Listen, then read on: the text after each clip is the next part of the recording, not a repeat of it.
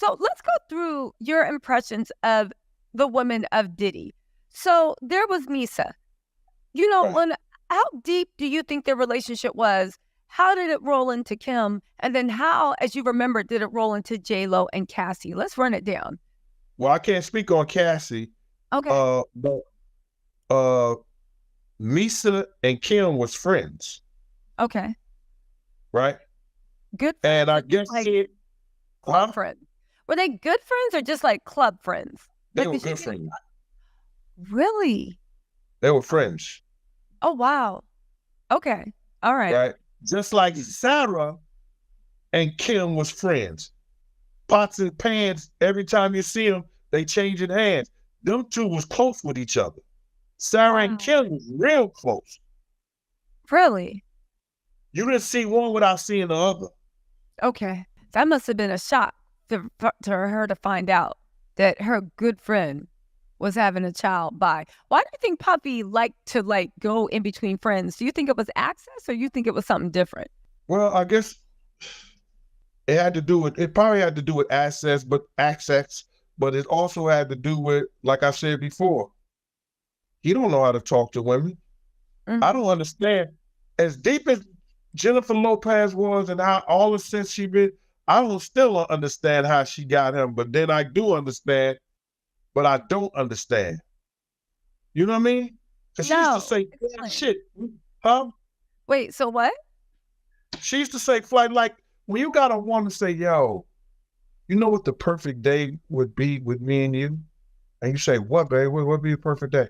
Just me and you sitting here, eating some calamari, drinking some wine, and just talking and talking and talking. When she said that shit to him, I said, doing. Because that's some fly shit for a woman just to say to a man. That'd be the perfect day for us. Yeah. It wasn't going shopping. It wasn't being around people. Just me and you talking and having a conversation with each other. You Yeah. know, he don't know how to respond to that. So I think that she was a little bit just more mature than he was as far as when it came to relationship wise. Okay. So when it comes to people like Kim, Kim was whatever, whatever. You What know you what I'm mean? saying? Mm-mm. You get that black card, let me go get shopping, let me go here, let me go there. We good. I don't care what you do. Because you got to realize people going to get mad, people going to be upset. She was passed on. From Russell Simmons to Andre Harrell to Al B. Sure to Diddy. Wait, roll it back. Kim Porter. No. Let's go through the paces, right? You are the historian. Kim Porter dated Russell Simmons, Kimora Lee's, I guess, future man at that time. So first she dated Russell Simmons, right? This was, I'm assuming, before Kimora Lee dated him. But you get, let me just say, messed with. Okay, so she messed with Russell Simmons. So she was in those circles. So she messed Yeah. with Russell Simmons. Then Russell sent her over to Andre Harrell to be his assistant. Then it was Andre Harrell. Al B. Sure fell for her. Then Al B. Sure. Then Diddy. so Diddy started talking to her while she was with Al B. Sure. Yeah. Okay. Was Diddy very much in love with her? What he calls Your love. impression. Your impression. What he calls love. But then why couldn't they make it work out then? I'm not a marriage counselor, but it's it's what he calls love.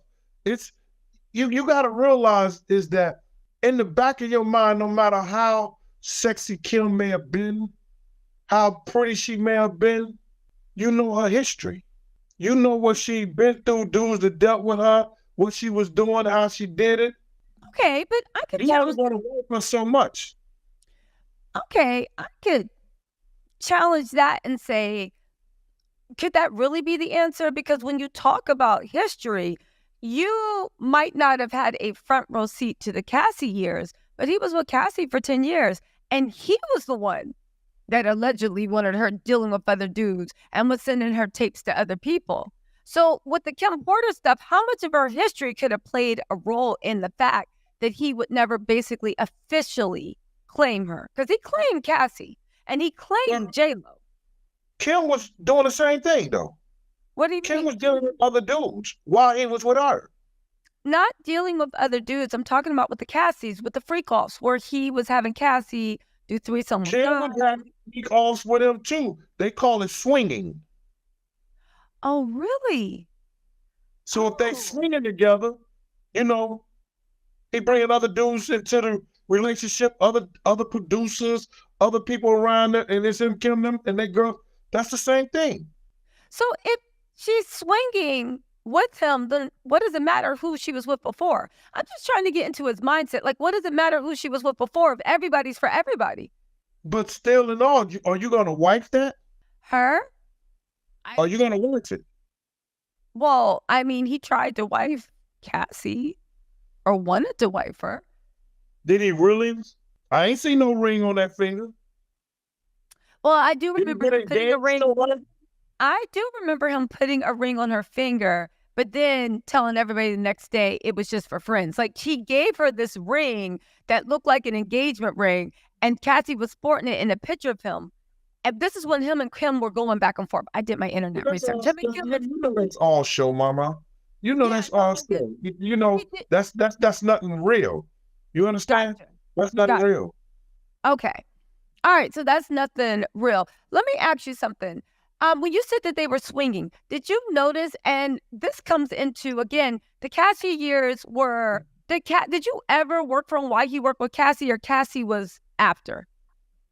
I never worked with him when he was with Cassie. Okay, so then let's ask about the pre-Cassie years. You said the swinging. Did you ever have any indication that the freak-offs were going on with men?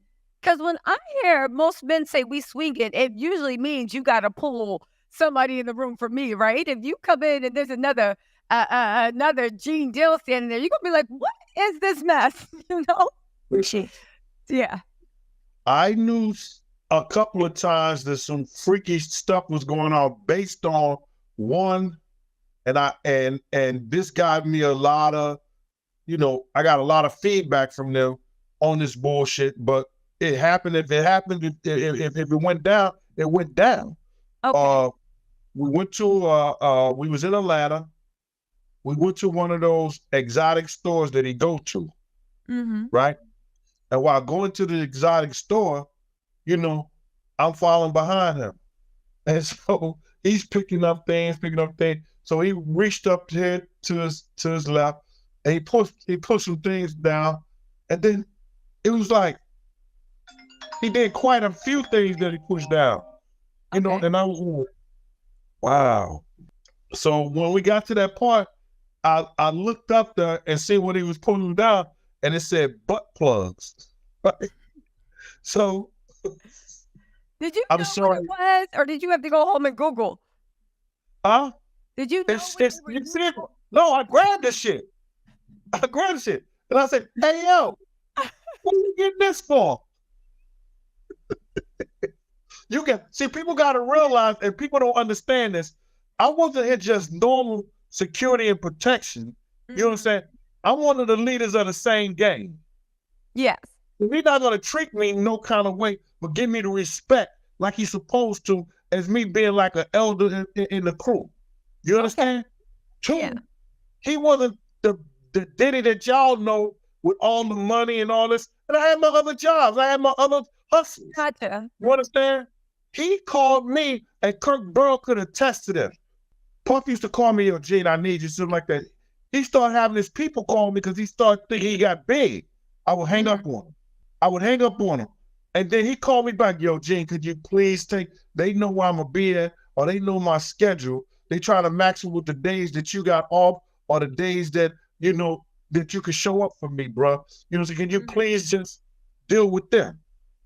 I said, but I told you what I told you, bro. If something go down, you don't know nothing about me. But to get back to what you were saying with that, is that he didn't treat me like he treated a lot of people I used to see how he talked to that did security or that was around.